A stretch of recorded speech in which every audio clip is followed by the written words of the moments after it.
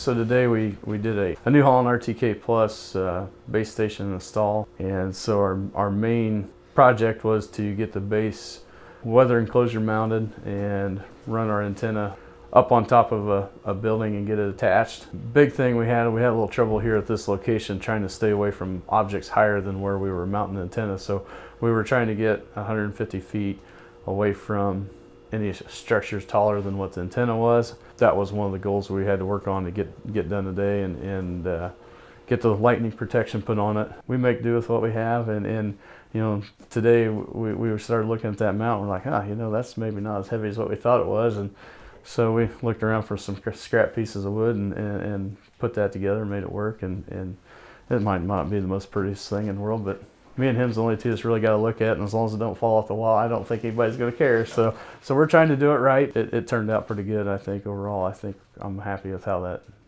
once we finally got installed and looking at how it sets around everything here at this site location, I was pretty happy with the way that turned out.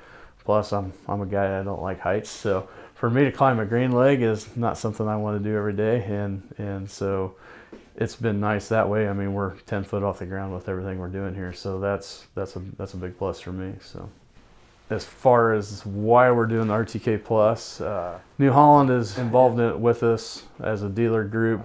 There's some incentives for us as dealers to have one per store location through New Holland. As far as selling the signal, they give us a little bit better profit on it, and they don't charge us as much on the support side of it from New Holland. So I don't have to check it every morning to make sure, hey, everything's working. They actually keep an eye on that. So they do charge for that if you don't have as many bases of what we do, and so that's driving us to put in 2 more here at the end of the year. We offer to the customer, you know, an option to take a subscription instead of actual payment, you know, where he can use the RTK on his farm.